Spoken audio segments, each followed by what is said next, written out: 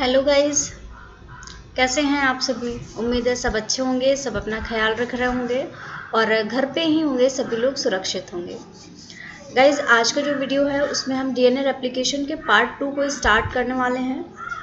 DNA replication के part 1 में हमने एक इनिशियल स्टेज देखी थी, कुछ एक्सपेरिमेंट्स देखे थे कि किस तरीके से कैसे क्या रेप्लिकेशन की प्रोसेस हो रही है, कैसे कैसे मोड से होती है, क्या क्या मोड हैं जिनसे कि रेप्लिकेशन की प्रोसेस हो जाती है।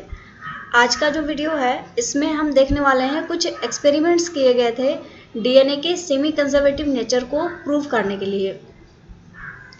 तो कई साइंटिस्ट थे जैसे कि Frederick Griffith, Hershey Chase and Meselson Stahl. इन्होंने कुछ एक्सपेरिमेंट्स किए जिनके द्वारा बताया कि डीएनए का नेचर कैसा होता है, कैसे सेमी कंजर्वेटिव मोड में वो रेप्लिकेशन करता है। तो मेन रेप्लिकेशन की प्रोसेस इस लेक्चर के जस्ट बाद में ही स्टार्ट होने वाली है, तो कनेक्टेड रहिए आप लोग, चैनल को भी ज़रूर सब्सक्राइब करिए। तो चलिए स्टार्ट करते हैं with some experiments. Again, very warm welcome to BioVerse Life Sciences. So, यहाँ पे है हमारा सबसे पहला एक्सपेरिमेंट फ्रेडरिक ग्रिफिथ का। Griffith experiment was a stepping stone, एक स्टेपिंग स्टोन था जो प्रोसेस करी जा रही थी कि कैसे जेनेटिक मटेरियल क्या है, कैसे रेप्लिकेट करता है। उन सब चीज़ों में जब ग्रिफिथ ने एक्सपेरिमेंट किया तब जाके कुछ चीज़ें क्लियर होनी शुरू हुई। इन्होंने एक कह सकते हैं कि शुरुआत कर दी थी, आप चीज़ों को कैसे आगे ले जा रहे हैं, क्योंकि बाद में आते रहे साइंटिस्ट और एक्सपेरिमेंट करते रहे और उसी तरीके से चीज़ें चलती रही। Frederick Griffith experiment was conducted with streptococcus pneumoniae. इन्होंने स्ट्रेप्टोकोकस निमोनी नाम के एक बैक्टीरिया की मदद से इन्होंने प्रूव किया कि कैसे हमारा जेनेटिक मटेरियल जो है वो डीएनए है। देखते हैं इनका जो एक्सपेरिमेंट था वो क्या था। इन्होंने 4 स्ट्रेन लिए, एक कंट्रोल लिया। कंट्रोल का मतलब होता है जिसमें कि चीज़ों को जरा सा भी अल्टर नहीं किया जाता है। इन्होंने माउस के 2 स्ट्रेन लिए। इन्होंने क्या किया, माउस का पहले रफ स्ट्रेन लिया, इसको आर नेम दिया। अगला क्या किया, पहला एक्सपेरिमेंट 1 था उसमें हीट किल्ड स्मूथ स्ट्रेन को ले लिया, ऐसे स्ट्रेन को ले लिया जिसको कि हीट किल्ड करके रखा गया था। नेक्स्ट क्या किया, अगला एक्सपेरिमेंट किया। एक्सपेरिमेंट एक ही था, उसमें ये स्टेप्स थे अलग अलग।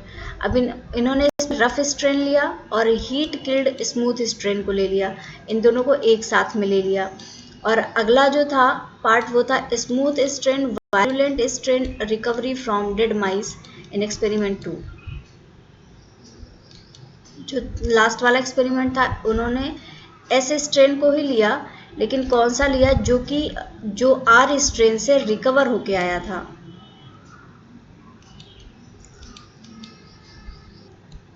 तो चलिए इन सब चीज़ों को, मुझे लग रहा है कि आपको समझ में नहीं आ रहा होगा, तो मैं अच्छे से आपको समझाने की कोशिश करती हूँ।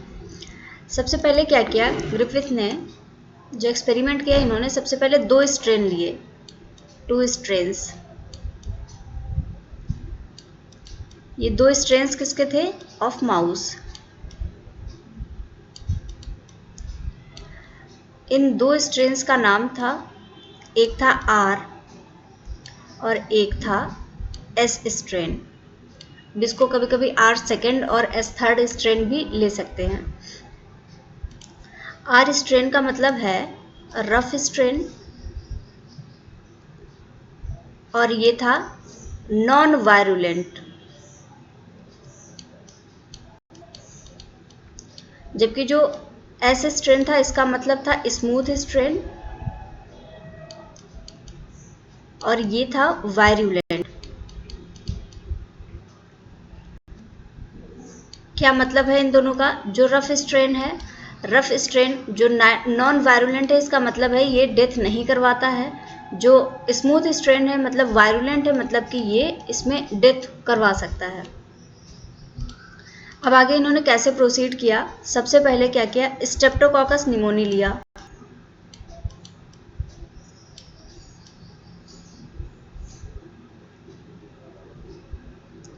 स्ट्रेप्टोकोकस निमोनी एक disease causing, pneumonia causing bacteria है।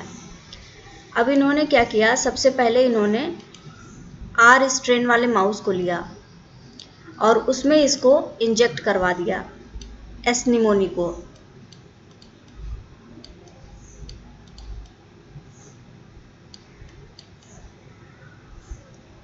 जब आर स्ट्रेन में इंजेक्ट करवाया तब इन्होंने क्या देखा, जो माइस था वो नॉन वायरुलेंट स्ट्रेन था, तो उस पर कोई भी फर्क नहीं पड़ा, माइस वॉज अलाइव।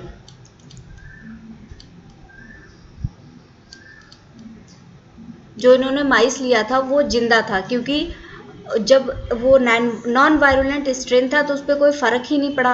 अब इन्होंने क्या किया, दूसरा एस स्ट्रेन लिया। अब एस स्ट्रेन में सेम प्रोसेस को किया गया, इंजेक्ट करवाया इन्होंने। अब इसको स्मूथ स्ट्रेन में इंजेक्ट करवाने पे क्या देखा, ये वायरुलेंट स्ट्रेन था और इसकी डेथ हो गई, माइस died.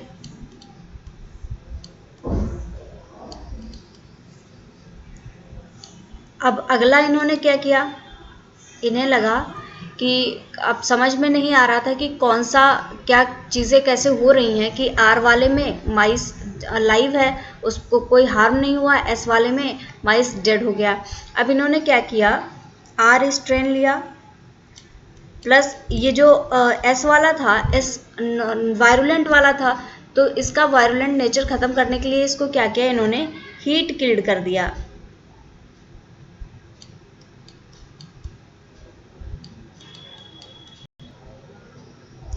Heat killed S strain को लिया। अब यहाँ पे इनको क्या देखने को मिला, माइस डेड।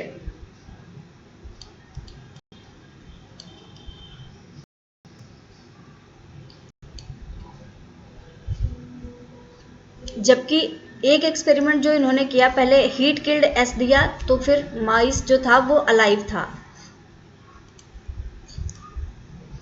जब अकेले दिया गया हीट किल्ड एस,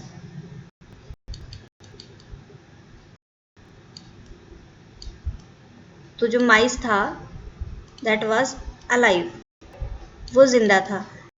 कुछ ये एक्सपेरिमेंट्स निकल के आए, तो हुआ क्या, जब आर को खाली दिया गया तो जो माउस था उसमें कोई भी हार्म नहीं हुआ, वो जिंदा था। एस दिया गया तो माउस की डेथ हो गई। फिर उन्होंने एस वाले को हीट किल्ड करके दिया तो माउस अगेन अलाइव था।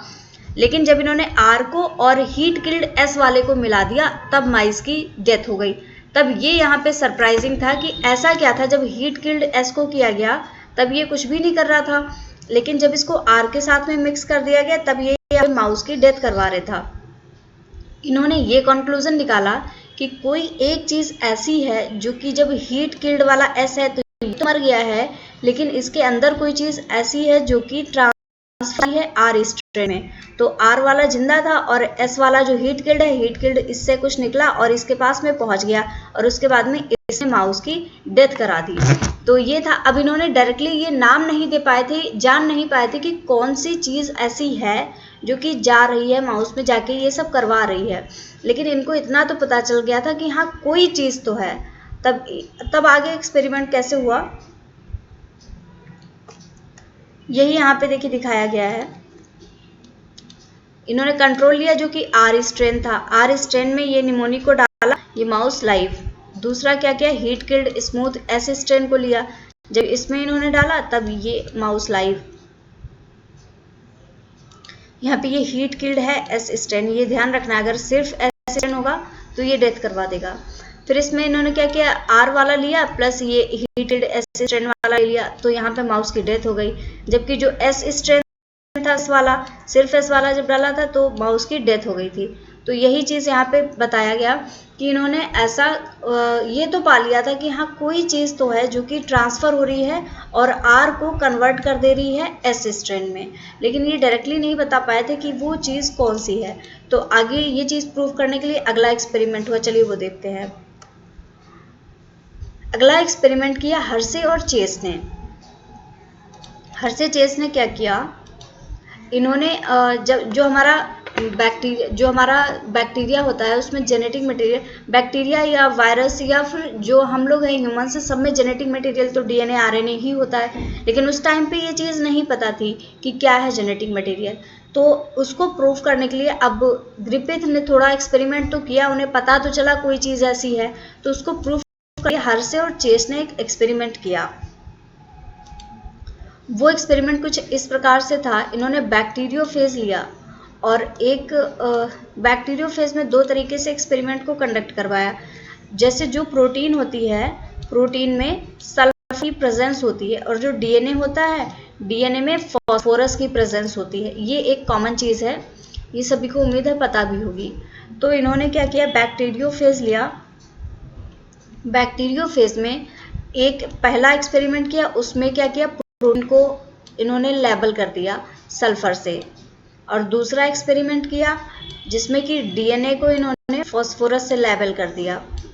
अब ये था कि जो जब नई प्रोजनी बनाएंगे तब उसमें ये देखेंगे कि कौन सी चीज़ मिल रही है। जैसे कि अगर प्रोटीन मिल रही है तो जेनेटिक मटेरियल प्रोटीन है जो कि अगली जनरेशन में ट्रांसफ़र हो रहा है, और अगर फॉस्फेट मिल गया आगे चल के तो पता चल जाएगा कि ये जो फॉस्फोरस है, ऐसी कोई चीज़ है, डीएनए है जो कि प्रेजेंट है उसमें फॉस्फोरस, तो वही आगे जेनेटिक इन्फॉर्मेशन को ट्रांसफ़र कर रहा है। तो इसको इन्होंने प्रूव करने के लिए एक्सपेरिमेंट कैसे किया, बैक्टीरियोफेज लिया, इसमें प्रोटीन को सल्फर से लेबल किया, फिर दूसरा बैक्टीरियोफेज लिया, उसमें डीएनए को फास्फोरस से लेबल किया। अब इसको बैक्टीरियोफेज क्या होते हैं, बैक्टीरिया को इफेक्ट करने वाले वायरस होते हैं। अब इन्होंने इन्फेक्शन करवाया बैक्टीरिया में, यहाँ पे प्रोटीन था सल्फर प्रोटीन में और दूसरी जगह पे डीएनए था जो कि जिसमें कि फास्फोरस प्रेजेंट होता है। अब इन्होंने इन्फेक्शन करवाया, इन्फेक्शन के बाद में ब्लेंडिंग हो गई। ब्लेंडिंग का मतलब कि जो जेनेटिक मटेरियल था वो अंदर आ गया बैक्टीरिया के अंदर और अपना रेप्लिकेशन की प्रोसेस करने लगा, डुप्लीकेट होने लगा। अब इन्होंने अगले स्टेप में क्या किया, इसको सेंट्रीफ्यूज कर लिया। सेंट्रीफ्यूज में क्या होता है, चीज़ें ब्रेक डाउन हो जाती हैं और हाई डेंसिटी की चीज़ ऊपर जाती है और लोअर डेंसिटी की नीचे रह जाती है। तो इन्होंने जब सेंट्रीफ्यूज किया तब इन्हें देखने को मिला कि जो भी सेल्स थी, क्योंकि अब भाई जेनेटिक मटेरियल ही तो अंदर ट्रांसफ़र हुआ है, तो जो भी सेल्स मिली इनको जिसमें इन्होंने सल्फर डाला था, इसको इन्होंने रेडियो एक्टिवली लेबल कर दिया था। लेबल्ड क्या होता है कि उसमें आप इजीली डिटेक्ट कर पाते हैं, क्योंकि उसमें एक कह सकते हैं कि रेडियो एक्टिविटी होती है या फ्लोरिसेंट होता है, तो उसकी वजह से आप इजीली डिटेक्ट कर पाते हैं। तो जिसमें इन्होंने सल्फर ऐड किया था, इन्होंने वहाँ पे नई प्रोटीन में सल्फर को पाया ही नहीं, सल्फर नहीं मिली। जो सल्फर था वो मिला आपको सुपरनेटेंट में। सुपरनेटेंट क्या होता है, जो सेंट्रीफ्यूज ट्यूब है इसमें जो नीचे जाएगा वो पैलेट बनाएगा और जो ऊपर बची हुई चीज़ें होती हैं उनको सुपरनेटेंट बोला जाता है। तो सल्फर मिला सुपरनेटेंट में। अगला क्या एक्सपेरिमेंट था, जब इन्होंने सेंट्रीफ्यूज किया जिसमें इन्होंने फॉस्फोरस लेबल किया था डीएनए के साथ में, वहाँ पे इनको फॉस्फोरस मिला सेल्स में, जबकि जो सुपरनेटेंट था सुपरनेटेंट में कोई भी वहाँ पे फॉस्फोरस नहीं मिला। फॉस्फोरस इनको सेल्स में मिल गया और यहाँ पे कोई भी फॉस्फोरस नहीं मिला। तो समझने की चीज़ ये है, जैसे जो प्रोटीन है, प्रोटीन जब आप कुछ भी एक्सपेरिमेंट करते तो जेनेटिक मटेरियल दूसरी सेल में ट्रांसफ़र होता है, प्रोटीन यहीं पे रह जाता है। जबकि जो डीएनए की अगर बात करें तो डीएनए तो अंदर ही ट्रांसफ़र हो जाता है सीधे। तो इसीलिए इनको जो सल्फर था वो सुपरनेटेंट, मतलब कि प्रोटीन का कोट बाहर की तरफ होता है तो वो ब्रेक डाउन हो गया, और जो डीएनए होता है डीएनए में तो फास्फोरस इनको दिखा ही नहीं, क्योंकि फास्फोरस जब गया ही नहीं है यहाँ पे, तो जो रेडियो एक्टिव लेवल्ड वाला तो वो इन्हें नहीं मिला। और जो दूसरा एक्सपेरिमेंट था उसमें इनको फास्फोरस यहाँ पे मिला पैलेट में जहाँ पे सेल्स थी, और सुपरनेटेंट को फास्फोरस नहीं मिला। तो उससे इन्होंने ये प्रूफ कर दिया कि जो डीएनए है वही जेनेटिक मटेरियल है, क्योंकि अगर रेडियो एक्टिविटी उनको वहाँ पे मिल रही है जहाँ पे इन्होंने फास्फोरस को ऐड किया है, तो इसका साफ मतलब हो जाता है कि डीएनए में ही फास्फोरस प्रेजेंट है और वही ट्रांसफ़र हो रहा है। Hershey and Martha Chase provided further proof, इन्होंने प्रूफ प्रोवाइड किया और एक इनके एक्सपेरिमेंट को बोला जाता है अनइक्विवोकल प्रूफ दे दिया, कि इसके बाद में ये नहीं था कि अब कोई इस पे जाके कोई कुछ भी कह पाता, क्योंकि इन्होंने इस तरीके से अपना एक्सपेरिमेंट कंडक्ट करके इसको प्रूफ किया था कि इसको पूरी तरीके से मान लिया गया। They worked with a DNA virus called T2 which infect E coli. E coli एक बैक्टीरिया है जिससे कि इन्होंने बैक्टीरियोफेज से इन्फेक्ट कराया था।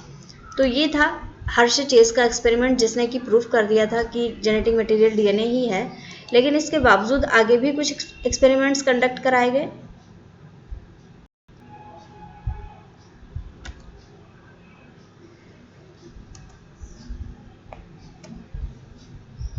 अगले थे मिसल्सन स्थल। मिसल्सन और स्थल का एक्सपेरिमेंट जो था, इन्होंने क्या किया, मिसल्सन एंड स्थल यूज्ड डेंसिटी ग्रेडिएंट सेंट्रीफ्यूगेशन। इन्होंने डेंसिटी ग्रेडिएंट सेंट्रीफ्यूगेशन का यूज किया। अब इसमें क्या था, डेंसिटी ग्रेडिएंट सेंट्रीफ्यूगेशन की मदद से इन्होंने डिफरेंट मॉलिक्यूल्स को एक जगह पे, आप कह सकते हैं, सेपरेशन किया इन्होंने डेंसिटी के बेस पे। They cultured bacteria in an medium.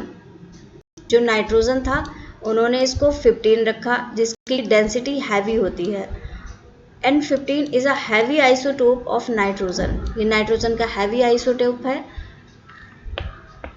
So the DNA synthesise is of heavy density. अब जहाँ पे नाइट्रोजन 15 मिलेगा, जब डीएनए की सिंथेसिस हो रही है तो वो नाइट्रोजन 15 को ही ले लेगा, तो जो डीएनए बन के तैयार होगा उसकी डेंसिटी हैवी हो जाएगी। उसके बाद में इन्होंने क्या किया, पहले इन्होंने बैक्टीरिया को इस मीडियम पे ग्रो कराया।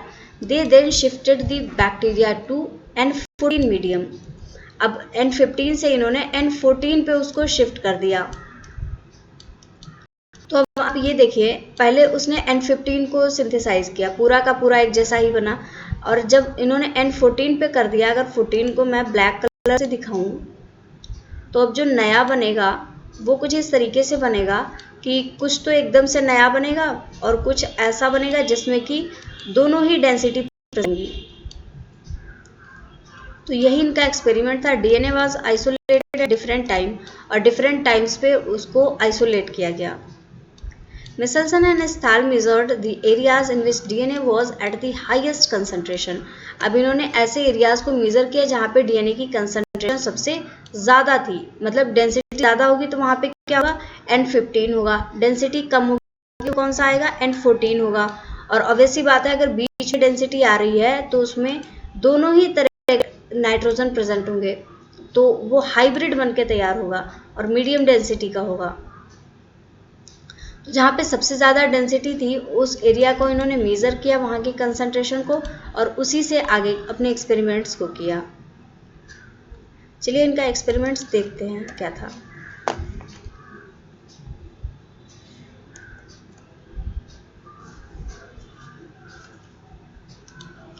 इन्होंने सबसे पहले क्या किया, इकोलाई का एक कल्चर लिया, बैक्टीरियल कल्चर। अब उसमें क्या किया, DNA in caesium chloride gradient में डाला, जिससे कि सेपरेशन डेंसिटी की बेस में होता है। अब पिंक कलर से दिखाया गया है यहाँ पे N15 को, तो जो डीएनए बना ये पूरा हैवी डेंसिटी का बना, क्योंकि इसको नाइट्रोजन 15 मिला तो इसने पूरा हैवी डेंसिटी का डीएनए बना दिया। अब क्या किया गया, इसको शिफ्ट कर दिया गया N14 मीडियम पे। जब इसके पास में आधा ये बना के पहले से ही तैयार है N15 का डीएनए, और हमको पता है सेमी कंजर्वेटिव नेचर होता है रेप्लिकेशन का, तो जो नया बनेगा उसमें एक करंट का रहेगा और एक उसमें नया भी होगा। तो जब N14 पे ट्रांसफर किया गया तो दोनों ही यहाँ पे बैंड देखने को मिला, इसको इंटरमीडिएट डेंसिटी बोला गया। अब फिर अगेन इसका रेप्लिकेशन करवाया गया, तो जब 12 से रेप्लिकेशन हुआ तो एक एकदम से नया बना जो कि N14 डेंसिटी का था, और अगला जो बना फिर वो बना एक कह सकते हैं इंटरमीडिएट डेंसिटी का। अब आप देखिए, अब इसका मीडियम नहीं चेंज कर रहे हैं, अब इसको N14 में ही ग्रो करा रहे हैं। तो जैसे जैसे N14 में ग्रो करा रहे हैं वैसे वैसे N14 का नंबर बढ़ता जा रहा है। जब दोबारा से इसको तीसरी बार में रेप्लिकेट किया गया तो फिर इसमें यहाँ पे देखिए इतने सारे N14 के मिले हुए हैं, लेकिन एक स्टिल इसमें मिलता जा रहा है जो N15 वाला है। तो इस तरीके से इन्होंने ये चीज़ प्रूव कर दी थी कि जो नेचर है डीएनए के रेप्लिकेशन का वो होता है सेमी कंजर्वेटिव, और जो जेनेटिक मटेरियल है वो हमारा डीएनए ही इसलिए होता है क्योंकि जो नाइट्रोजन है इसमें देखिए आप, जैसा इसमें इन्होंने नाइट्रोजन को इनकॉर्पोरेट किया है वैसा ही डीएनए का भी बैंड मिल रहा है। यहाँ से प्रॉपर्ली प्रूफ हो गया कि जो जेनेटिक मटेरियल है वो डीएनए ही है, ना कि आरएनए। गाइस हमारे चैनल को सब्सक्राइब करिए, क्योंकि अभी मैं बहुत से और भी वीडियोस लेके आने वाली हूँ, और हाँ बहुत जल्दी मैं प्रीवियस ईयर क्वेश्चन की सीरीज शुरू करने वाली हूँ। उसके बारे में अगर आप लोग कोई राय देना चाहते हैं तो कमेंट सेक्शन में दे सकते हैं। Thank you very much everyone.